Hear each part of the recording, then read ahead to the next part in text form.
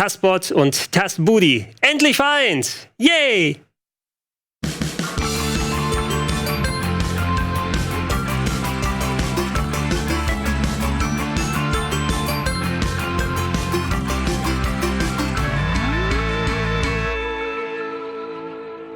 Schönen guten Abend, herzlich willkommen, werte Zuschauer, hier bei Speedrundale.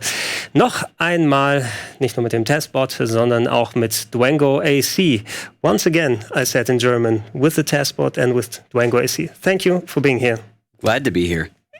So, for all the people who weren't able to catch the last episode, you have brought very nice stuff here, and in specifically Tool Assisted Speedruns. Yes? Yes. All kinds of fun stuff.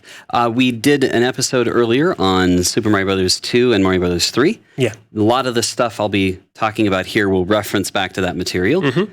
This is Zelda, though, and I love me some Zelda.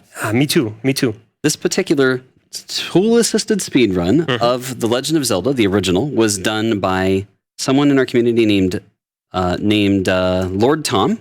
This particular video this particular game from TAS Videos, or run from TAS Videos, is a lot of fun to watch, has a lot of tech, and it's worth watching.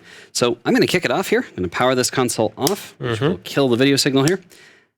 Start the output to TASBot, and 3, 2, 1, go. With any luck, everything will work perfectly. Yeah, we had a little bit of technical trouble here because there's so much stuff that has to work together. So let's hope for the best here. That's right. There is this fear in me every time I go to an event that I don't think will ever go away. Because if you think about the absurdity of what we're doing, it's a miracle it works at all. We have in this case, 22-minute long sequence of button presses, and not a single button press can be lost. If even one frame worth of input is mangled in any way, the entire run desynchronizes from there on out because we did not perform perfectly. Yeah, that's the thing we found out. We tried it out beforehand, and you were using the reset to start the run, and that was causing a desync. That caused a desync, which that happens. So this particular run, you'll see that Lord Tom is taking some very risky strategies. Right here in particular, you'll see some manipulation of enemy placement to get all of the enemies clustered in just the right place. You're seeing damage boosting happening here, where deliberate damage is used to get us faster to the destination. That was an in-game reset used by, in this case, used to get back to the beginning of the dungeon quicker as a death faster than running out. Yeah. Right. That uses the second controller. So in this case, I have 2 controllers connected to TASBot. You'll see some item manipulation there. We need rupees. So what happened there was forcing a 5 rupee to appear. There was a forced bomb drop. Now, when I say forced, we're getting deterministic results. As described in the last episode, because we fully control all input, it's possible to do things like this. Manipulate the game into doing exactly what you want. Getting enemies to go where you want, sometimes by changing what movement you make to influence the direction the enemy goes. You can do things like forcing the drops to be exactly what you want, maybe by delaying for a second, going a slightly different direction, hitting a different button. There's all kinds of different techniques that cause it to reseed the random number generation sequence differently and result in a different but deterministic result. Yeah, totally. While normally playing Legend of Zelda, especially farming bombs or something like this was a thing that took up a lot of time. Yes. And here you can kind of determine when to get bombs and when you need them. Right. And you get to know exactly where the enemy is going to basically be going because you've peeked into the future and then backed up and tried again, avoiding getting in their way, if you will. And also the thing we've seen in the beginning, I think I've seen this in other speedruns, you're exiting at one side during the screen transition, but I think, what was it? You have to push the button to the other direction very fast and you're coming out in the other way. Right, those screen warping where you're seeing us wrap around the screen happens in a variety of... Wow, that is so good, sorry. Yeah. I wish I could play like that. It's always impressive. Well, it's fun to watch because you get to see what would happen if you had the perfect game, which never, of course, happens. So that screen wrap happens with a 1-frame window where you are at the edge of the screen and press the opposite direction, and it gets confused about where you're going, and wraps your character around to the other side of the screen. So some really good damage boosts there. One of the things about the way the random number generation sequence works in Zelda 1 in particular is it was based on the number of enemies you have killed since the last time you took damage. And the 10th enemy will give you something different. I think it's the 10th enemy. It's a little bit of a complicated formula, but a lot of what you're seeing here is manipulating those drops. Lord Tom spent a lot of time figuring that kind of stuff out. Now that was a case of movement in exact directions to force enemies to go exactly where he wanted them to. Now, we're in level 4, but with a wooden sword, so it takes a lot of hits on that guy to beat him, but that's okay. Yeah. It's still the fastest route to do it in this order based on what items you pick up and how far you have to walk in the overworld to get to each of the dungeons. Yeah, there was one thing with Zelda. You can a lot of time choose which dungeon you want to tackle, but then you are potentially missing different items. What we saw here also very small hitboxes with the dragon. So you could be right inside his face, and he used it to his advantage. Watch right here. You're going to see something very unusual. There's three fairies. Four fairies. Yeah, it's not supposed to happen that way, but he basically killed all of them at the same time, so all of them produced the same result. Oh, right. And that result was predetermined to be a fairy. So was in the exact same frame, so it produced fairies for everyone. Now, that was definitely showing off, but it was also to manipulate the number of enemies killed for the setup here. So it turned out to be both entertaining and useful. Yeah. Yes. A lot of times you'll see movies that say, not a lot of times, but you'll sometimes see movies that say, takes speed and entertainment trade-offs. This one is not one of those games. This run is as fast as it can possibly be, but it's still fun to watch. Yes. Yeah, as we've seen with in the last episode with the Mario Bros. 3 run, you didn't necessarily have to do all this fun stuff in the auto-scrollers, but but they were auto-scrollers, so it didn't matter. So do what you like, Yeah, and that's pretty common. I don't believe that this run has any entertainment or speed trade-offs. It's just pure speed, but attempts to be as entertaining as possible. Yeah, the game works, fortunately, in this way. Right. Now, as I mentioned in the last episode, I'm the ambassador for TAS Videos. I'm on-site staff. And TAS Videos has a vault category for runs that are not necessarily entertaining, but are as fast as possible. Sometimes it's just not very interesting watching the fastest completion, especially for games that maybe you're flying over most of the level, or it's just boring for other reasons. It can definitely be... You're using a certain glitch and you see just 5 minutes of blank screen or something. Right, exactly. Or what was it? I think it was the first Final Fantasy where you have to climb the stairs for 3 minutes or something. Yeah, that's pretty boring. Yeah. That is interesting because after climbing the stairs for 3 minutes, you immediately finish the game, but getting there is so awful. It's entertaining because of technical stuff. Exactly. But it's entertaining once. Yes. Oh, that was a pretty good damage boost. This was en route to go get the candle, which is necessary for later. You have to use that to open up one of the dungeons. So this was on the way. I believe we're going to head... Yeah, that's disgusting, isn't it? And by going down here, you save the walking animation down into the mouth of the dungeon. So that using that secret exit or secret entrance saved time, believe it or not. I always thought the bombs would hurt you, and in this game they don't. But in all other Zelda games, it seems like bombs do a lot of damage to you. They learn from this. Yeah, apparently. But I also, if I placed the bomb, I ran out of the way. Just instinct. Yeah, I did too. Did you play and finish this game when you were a kid? No, not finished myself because I didn't own an NES. Oh, really? My best friend had one, so we got to play it with him. And of course, he finished it multiple times. I went very far, and I finished it later on when it came out on the later systems and all these collections. But it was very nice to be able to finish it on your own after having only little time to get accustomed to it. If you don't know the world, it's very difficult to find out where everything is. This game is burning brutal. all the different bushes and something. Yeah. Oh, man. And then what's really crazy is this is such a difficult and brutal game to learn. Then there's the randomizer community. And since we're talking about Zelda, you kind of can't not talk about it. The Zelda randomizers are amazing. And the randomizer for this is is hard. It's hard. You have to know where all the bushes are. You have to wander around the world, going to caves that you would never normally need to complete the game. But in many ways, it brings the game back to its roots. This game was popular in part because you could do anything and go anywhere. And the process of beating the game was in part fun. By the way, that was deliberate. Yes, that's deliberate. In order to, by the way, that he played the whistle.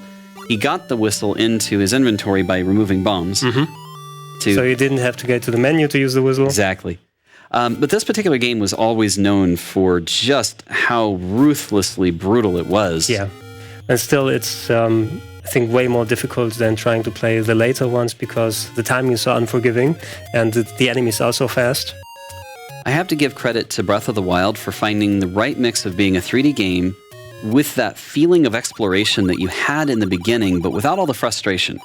I think the series has grown very nicely, and I think there's a long life ahead of it if it can continue to do that kind of stuff. All right, there's some nice menu movements up there. Yeah, we're seeing here one particular thing of the NES. All the stuff was drawn on top of the graphics, so theoretically you could walk on it. Yep. I love that out of bounds. Same strategy as before, bomb the ever-living daylights out of this guy. That was very well placed. And this is disgusting. I wish my gameplay was like this. All the enemies are fast and normally unpredictable. Of course, not for the Tool Assisted Speedrun, but I could never quite manage to find out where you're gonna run, where I'm gonna have to stab. Yeah.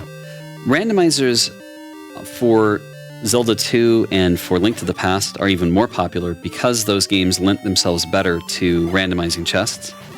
I would say Legend of Zelda Link to the Past's randomizer is one of the most amazing communities. So if you've played through Zelda before and you enjoyed it, but now you've played through it and it's not as interesting, it's a really good an option to get a lot more replayability out of it. It simply rearranges the location of things, and there are people who speedrun it.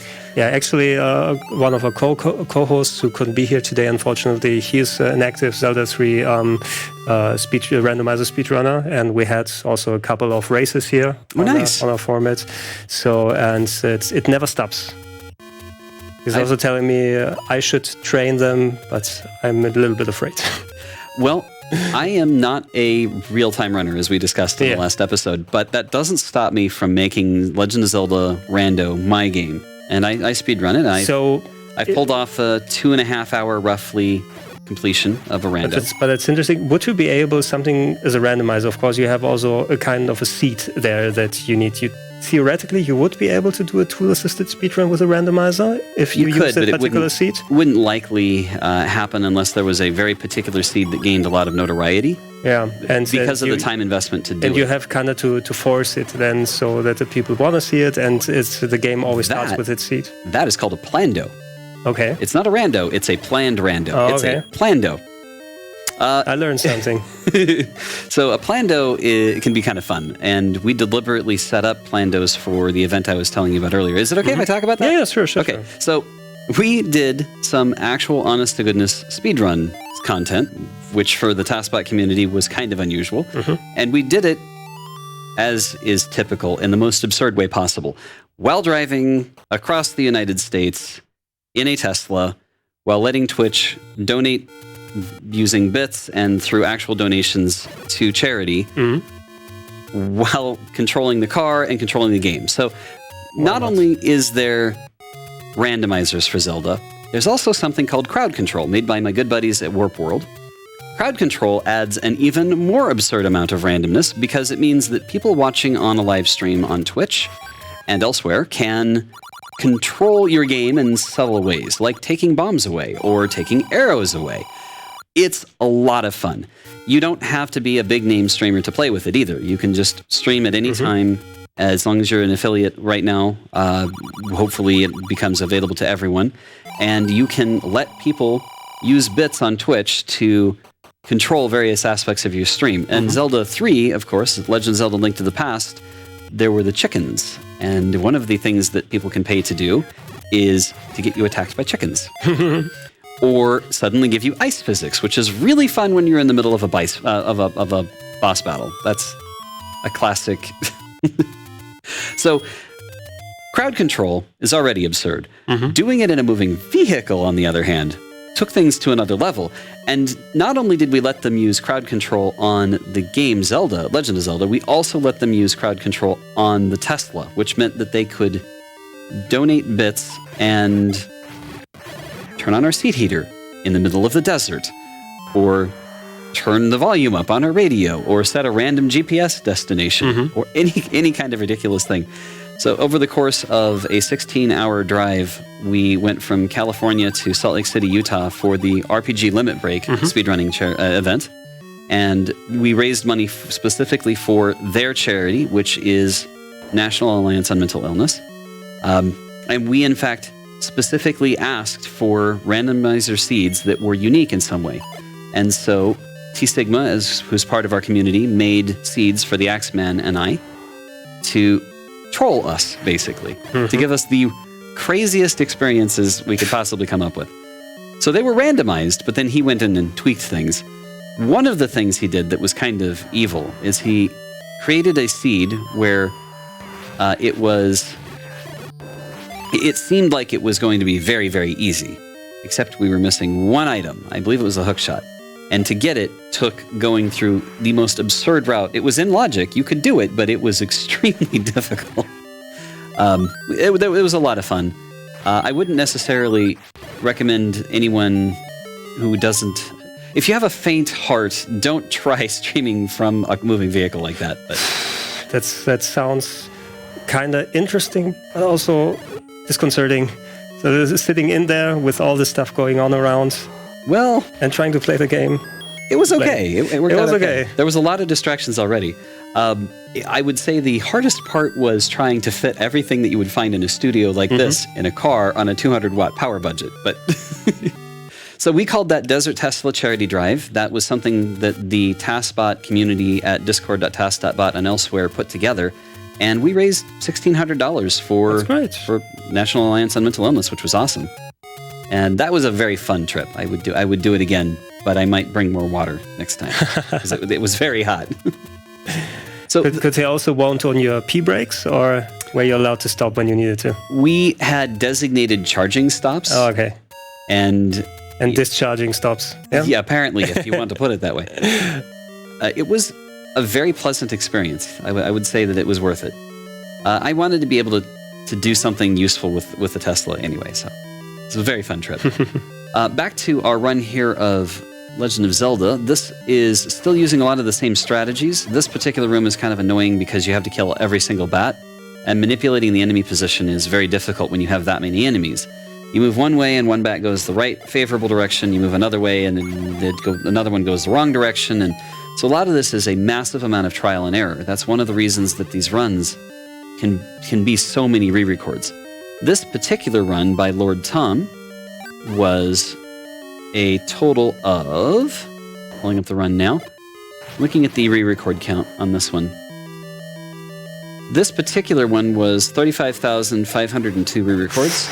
Yeah. And that's based on existing earlier runs that themselves had tens of thousands of re-records on. This particular run we're watching now was a total overall improvement of 1,238 frames. So it saved a bit of time. Quite a bit of seconds, yes. Yeah. It's not uncommon for runs to be improved like that.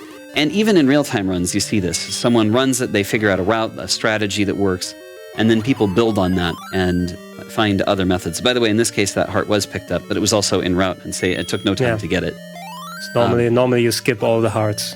Who does need them? If it takes time to do it, this run doesn't take time to do it. So, a lot of times, even in real-time runs, you'll have different routing that evolves over time. The first attempts through use a very different strategy than later attempts. That extra heart, by the way, you can now use for additional damage boosts. It's kind of handy. I don't know if this ends up getting down that low, but I think it does. So this particular improvement is only a couple of seconds, but in a tool-assisted speedrun, that's actually a pretty big deal. And yes, you can see here where that fourth heart was put to use for damage boosts. The nice thing about a tool-assisted speedrun is that you have an infinite amount of time to play with the game and see how fast you can make things happen. And one of the things that's interesting about the TAS Videos community is they will frequently do things like create a scenario where they've how do I say this? They finish a run, and then someone comes after them and they save one frame. Just one frame. And they say, oh, your run can't be submitted to the site. It's not optimal. And then someone else will come along and find another frame. And we call it a frame war. And they just go back and forth finding minimal improvements until the game is as polished as it can possibly be. And this happens a lot. Especially with popular games like this. Yeah. Oh. So you'll sometimes see... Oh, that's disgusting. Those things. Just true. So good. By the way, this guy messed with me. What's the next room? Which room? Which next room? And how were you supposed to know to bomb a wall in this game? How were you supposed to know what you were? There was all kind of stuff. Once you figured out that something like this is possible, you just tried it out everywhere. Yeah. Everything was stabbed, was bombed, was burned. Yeah. We're coming up to the end of this particular run, but I want to talk a little bit about how I'm doing everything. I'm running a Python script, although we've also used scripts written in all kinds of other languages. It's sending data through a serial to USB, or USB to serial connection that's headed over to this board. I do everything in Linux. This particular laptop is, I don't know if they can catch this laptop on the camera later, but this is a System 76 laptop. It's built with Linux in mind. It ships with Linux out of the gate. I use this because the tools are a lot easier than running everything in Windows. By having a terminal, by having a little bit better idea of what's happening on the hardware, it makes it a lot easier for me to troubleshoot what's going on. In my case, I'm running Linux Mint because it's a decent multimedia desktop environment for when I'm streaming with OBS. I do my whole stream setup on Linux as well. So I am obviously an advocate of Linux, but that doesn't necessarily mean you have to make any compromises.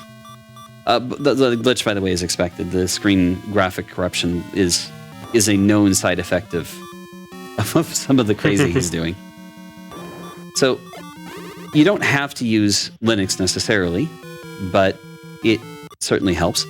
One other note I should make is that there's only one TASBot. There's one of these guys, but there's a large number of replay devices. People have made a variety of different types of replay devices based on everything from STM32 boards. One day, he'll be able to do this. That's kind of terrifying. It actually. Is, yeah. It's going to take over the world. We've done ones with old FPGAs, like a Papilio Pro. We had one that was called, unfortunately named, the PSOC 5. Yeah, okay. Programmable system on a chip. Of course. But still, very, very poor name, in my personal opinion. Oh, these hits were excruciating for him to optimize, by the way. Because there's so many of them, and you have to decide which direction to go. And yeah, half a heart though. He just finishes this on so little. So here's Ganon. We picked up the bow a long time ago, but never bothered to fire it until now. We have the silver arrows, which are pretty much necessary. It's necessary to kill him. Yeah. Yep. And then that was just showing off. This was showing off. Yeah, a little bit of graphical corruption there. That always seemed really dark to me. And when he touches a Triforce, touches her time. Yeah. That was the whole thing. Should have been. That was 22:19, 22:17. What was the actual time? Was 22 minutes and 17 seconds. 17 seconds and 53 milliseconds. Yeah, exactly. So that was Legend of Zelda 1. I'd like to do one more thing.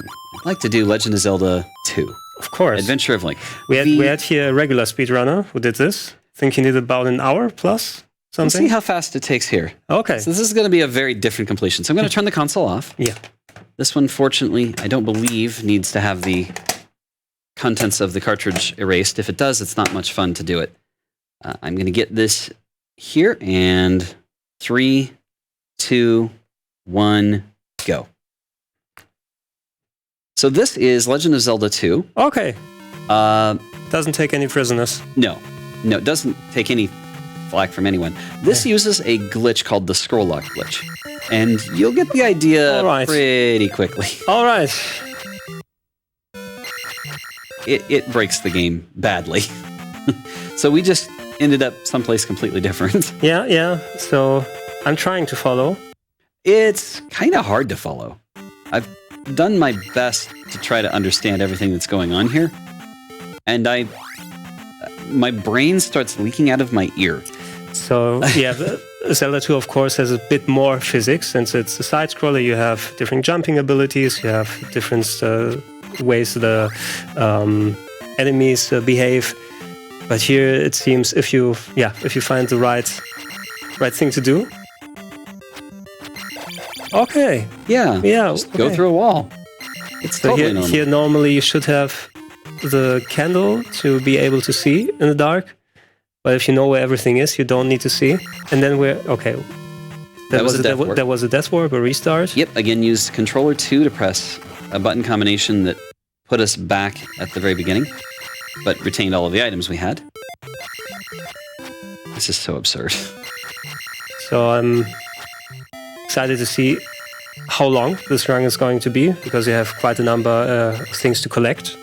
To be able to finish the game, you have to finish some of the dungeons. It's not that fast. I am still, even now, after so many events and so many runs, I'm still paranoid that something is going to desynchronize. Yeah, we and then we maybe don't even know, because the game is crazy anyway. Yeah. This is things that, of course, can happen because of one thing or the other, where you're still giving the inputs to the console, but because of one reason or the other, it's not in the correct frame anymore, and then it doesn't work. Yeah, desynchronizes. We call that a desync because we need to be in exact lockstep, in exact synchronization with the specific sequence that is predetermined, if you will. If we get off by one frame or even a single button press, things aren't consistent anymore. Okay, so we're here now. Okay.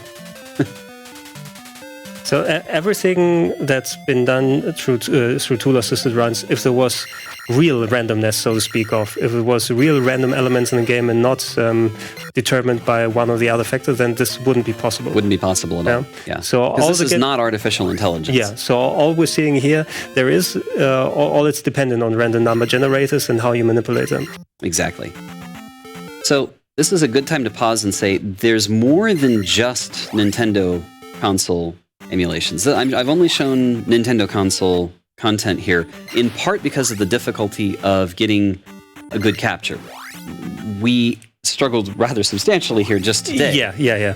I have equipment at home that's purpose-built for getting a clean signal out of a console, but we struggled substantially trying to get a good capture out of this. How is it when you go to other events like the ESA or GDQ? Of course, they have a lot of prepared stuff there because there's so many runners there. You find what you need there often, or I have to carry a lot of your own stuff there? I don't have to carry a whole lot there.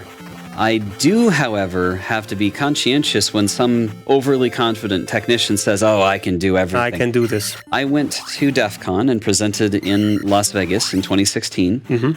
DEF CON being a hacking convention that is kind of well known. There was an overconfident Union AV guy at the hotel who was absolutely positive there would be no problems and he could do anything I could possibly need. And he couldn't capture the signal. And it comes down to the Nintendo and the Super Nintendo were designed for a CRT television, a cathode ray tube television, and they don't necessarily consistently draw the first horizontal line. The Super Nintendo is especially bad about it, but even the Nintendo is a little bit funky, and as we discovered today, can be a bit different from one game to the next. Yeah, that's kind of a revelation that you can get a signal with one game and not with the other. Yeah, I didn't actually expect that. So, good to learn. Yes, very good to learn. That death, by the way, was intentional. That allows us to come back. In fact, we're going to die, I believe, one more time here. That gets us to... Now we're a fairy and we just wander through walls. Sure. But deliberate damage there in order to die again. We're almost done with this. So the last thing I'll say, though, is that 5 minutes. The video signal that we've got here is very, very good, but the device I'm using, the OSSC, is designed to be as low latency as possible, so it's picking up the timing from the original console and passing it through.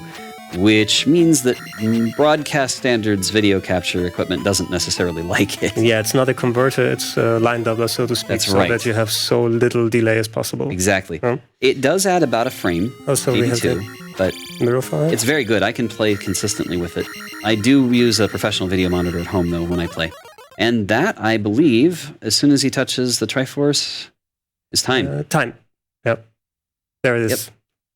5:38 in our time. What is the actual time? The time on that was 5:31, actually. 5:31. So it turns out he stopped input a lot earlier than I thought. Yeah. We put the start.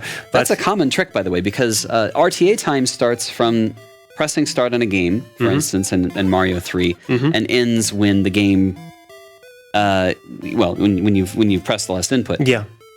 On the TAS, it starts from power on. Okay. This can lead to some problems between the RTA community and the TAS community. Of course, sometimes there's how you count confusion. it. Here we saw when you powered it on, we almost immediately were inside the game. Yes. So it was quite fast there. Yeah, which wouldn't be fair to a real-time runner, so it's understandable that they're different. Oh, I forgot that they did it that way. So this is examples of the type of content you can find on TAS videos. Obviously, the vast majority of content is not being done on real hardware. You can watch a lot of runs that will probably never sync on real hardware, specifically runs for the original PlayStation and runs for the Wii, although we're working on it anyway. We're trying. You're trying. If we can replace the spinning disc, which there's no way we could ever put it in the same same way, in the same location, and have it rotate exactly the same, and have the laser at the same temperature every time so that it's consistently the same read speed, impossible. We just can't handle that many variables. So we're looking at replacing the spinning disc with a SD card drive. Right. At a certain point, though, you don't want to modify any more than you absolutely have to. And also at a certain point, you have to worry about one other minor problem, which is you don't really want to irritate the manufacturers of the console too much. See, we really want to make a TAS replay on a Switch. That would be amazing. More than that, we specifically want to work with AbleGamer and other organizations that help gamers with limited mobility be able to play. And one of the things that the TASBot community has built is a device that sits between a Microsoft accessibility controller and the Switch. But we took it one step further. We added in the ability to add macro support, which means that... So pre-programmed sequences. Exactly. And this is an important point that I wanted to bring up here in this episode before we conclude, in part because there's very distinct communities. As we discussed in the last episode, the original community for speed games, for Speed Demos Archives that did RTA runs, and now Speedrun.com and elsewhere, those communities have a very strict no cheating policy, which basically means no tools. And on the other side of the equation, you have Tool Assisted Speedruns at TAS Videos, which are expected to be frame perfect. They're expected to be immaculate. But there's this gray area of things in between, something called human theory runs I won't get into. Things like a person who has limited mobility. Maybe they only have the ability of using one hand. Maybe they have other challenges that prevent them from button mashing at 10 hertz. But they would still like to enjoy a video game. And they still enjoy participating in speedruns. Half Coordinated is a well-known streamer who plays with only one hand because his right hand is incapable of doing anything more than very minimal holding. He can't do anything more advanced than that. And yet, by doing everything with one hand, he can complete some very interesting games. But there are challenges even for him. Even with his skill level, there are some games that are just not possible for him to easily play. And we want to break down that barrier specifically for speedrunners.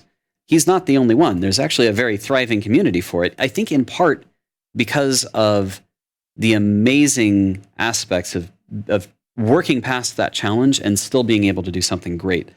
But we'd like to expand the library of what they can do. And the challenge comes down to, if we use this Microsoft accessibility controller and we add macro support, predefined sequences of button presses, maybe you have to have the timing right, but you hit the button at the right time to do a dodge roll at the exact moment an enemy attacks you, to get around from behind and then attack. But there's a number of buttons and and sequences that you have to be able to execute to pull that off. If we can do that with a single button with a macro. But now, where are you? You're not an SDA. You use tools. You're not at a task videos. You didn't do it somewhere perfectly. In between, yeah. You're in this gray area in between. And we're trying to work with other communities to create a space for that kind of content. But we're also trying to work with folks like Able Gamer and other organizations to try to develop better tools for them. If we can take this accessibility controller and macros and make it work reliably, it unlocks the ability for people who aren't even speedrunning to experience stories they wouldn't any other way.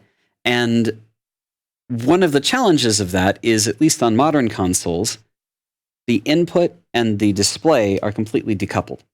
We can reliably do what we do here because every single frame, in our case with an NTSC console, every 60th of a second, it both asks the controller for input and displays an image on the screen, unless there's a lag frame where there's too much processing happening for it to ask the controller, but that also means that it didn't advance the RNG sequence either. So that's fine for us. That doesn't apply to a Switch. The rate at which it's polling the controller and the rate that it's displaying an image on HDMI are completely decoupled, and there's no way for us currently to know when the edge of a frame is. So you're investigating and seeing if there's a way to solve this problem. And the way is unfortunately interesting.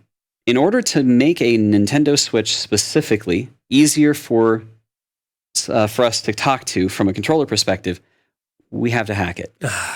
Right? Now, we've modified this console, this physical console, to get a cleaner video path. And also, as you might have noticed from the earlier episode, we've added a reset wire. Yeah, but it's not change the gameplay. Yeah, it's not hacked per se. You're still using the real hardware. You have real controller inputs. Exactly. Here. Yeah. We need to make about the same amount of invasiveness. We're not going to change the timing of the game any. We just need to insert a hook in to grab the input out as it's being processed, basically, so that we can inject button presses at a much more reliable rate. But doing that, even though it doesn't change how the game works at all, is a little more dicey on a Nintendo Switch. You asked me earlier, I don't know if it was a section we've recorded, but you asked me earlier, what do Nintendo's lawyers feel about this? And the answer is, so far, we're using consoles like the Nintendo, the Super Nintendo, Game Boy, that don't have any encryption. Therefore, it does not violate specifically the United States Digital Millennium Copyright Act. But that goes out the window when you start... When they go to later consoles. Yes.